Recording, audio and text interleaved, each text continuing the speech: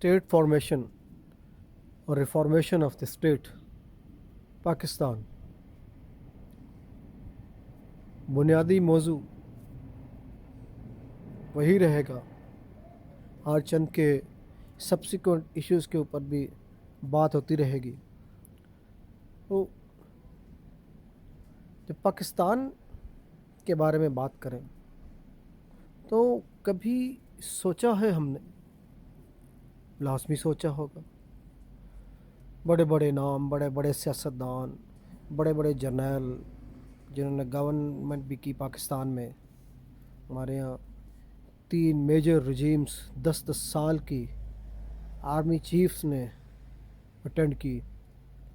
General Ayub, general Zia ul Haq and then general Musharraf. اس کے بعد ہمارے یہاں ہسٹری میں بڑے بڑے سیاسی نام، پھر کرنٹ سینیریو میں 1988 سے اپ ٹل ناؤ بڑے بڑے پولیٹیکل لوگ. پھر اس کے بعد ہمارے یہاں پرائیویٹ میڈیا ایمرج ہوا، بڑی اچھی رپورٹنگ، بڑے اینتھوتھیزم کے ساتھ میڈیا کوریج اور political scenarios, crisis and situations کے اوپر بڑے بڑے پروگرامز، میڈیا ٹاکس، ساری چیزیں. لیکن کیا سیریس لیول پہ، اسٹریٹجک لیول پہ ہم نے کبھی یہ سوچا ہے کہ پاکستان کا ہمارا ایشو کیا ہے؟ پاکستان کی بیسک پرابلم کیا ہے؟ کچھ چیزیں تو فلوٹ کر رہی ہیں، بالکل آبویسلی فلوٹ کر رہی ہیں.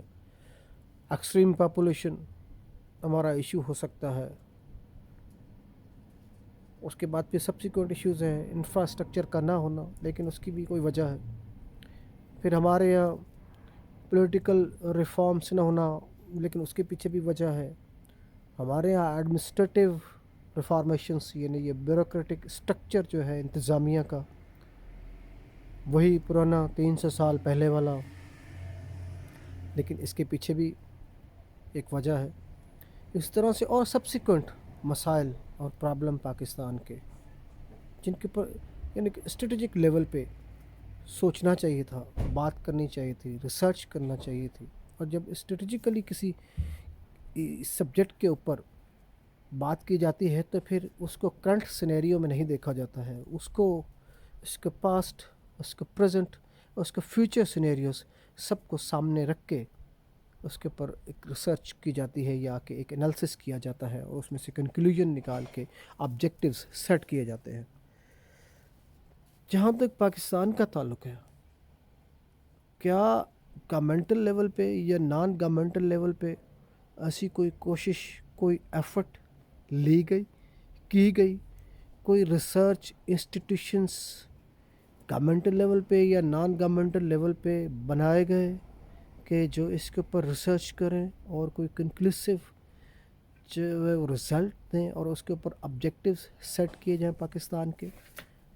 یہ تو ہم سمجھتے ہیں، ہم سب سمجھتے ہیں کہ ایز آف اے اسٹیٹ ہمیں پڑھایا گیا تھا، ایکڈیمک جو ہماری اسٹڈیز تھی، پڑھائی تھی، اس میں مجھے آج بھی یاد ہے کہ پاکستان ایک ترقی پذیر ملک ہے، وہ ترقی پذیر ملکوں کی لسٹ میں شامل ہے.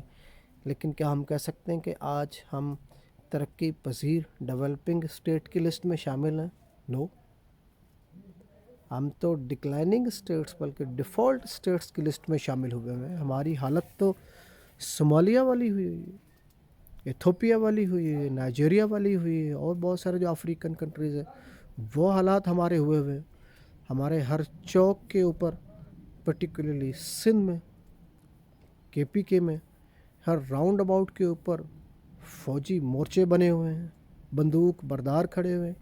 آپ چلیں جائیں دنیا کے باقی لوگوں میں، یورپ میں جا کے دیکھیں، امریکہ میں جا کے دیکھیں، آپ کو کہیں کسی راؤنڈ اباؤٹ کے اوپر اس طرح سے فوجی مورچے اور بندوق بردار لوگ نظر آتے ہیں؟ بالکل بھی نظر نہیں آتے. تو کس طرح کی ریاست ہے آج کل جس کے اندر ہم رہ رہے ہیں؟